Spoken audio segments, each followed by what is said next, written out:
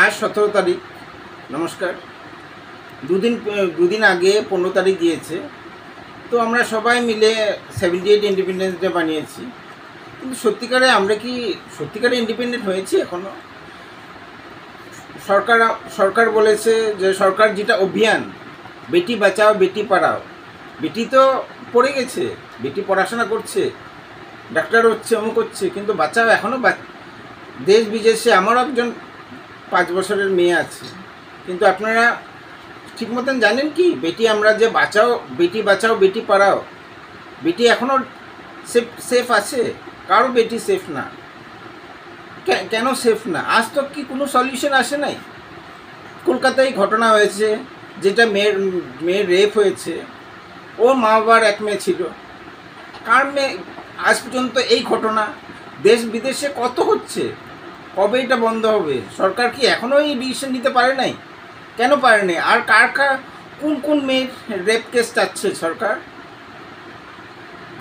একটাই সলিউশন, কোনো ফাঁসি, কোনো অ্যারেস্ট, কোনো এফআইআর, কিছু না।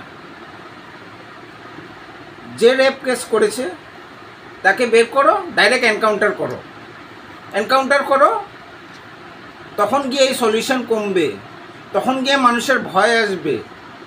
এই ভিডিওটা আমি রাত বানাচ্ছি, কারণ এটা যত ভাইরাল করেন, যে এটা সরকারের কানে পৌঁছাতে পারে যে কোনো মেয়ে যদি আবার এরকম হয়, তো রেপ কেস করার আগে 10 বার ভাবে যে আমি রেপ কেস করবো, আমি কি ধরা পড়লে আমাকে জেলে নিবে না, আমাকে ডাইরেক্ট এনকাউন্টার করবে, ওই ভয়টা যেন থাকে। কোনো ফাঁসি, কোনো অ্যারেস্ট, কোনো কিছু না। কী হবে? ছ মাস অ্যারেস্ট করলে 6 মাস জেলে ঢুকবে, 1 বছর জেলে ঢুকবে, 6 বছর জেলে ঢুকবে, তারপরে কি চেঞ্জ হবে? আজ পর্যন্ত কেউ চেঞ্জ হয়েছে? কেউ চেঞ্জ হয় নাই। এই জন্য যে এরকম করবে ডাইরেক্ট এনকাউন্টার করেন।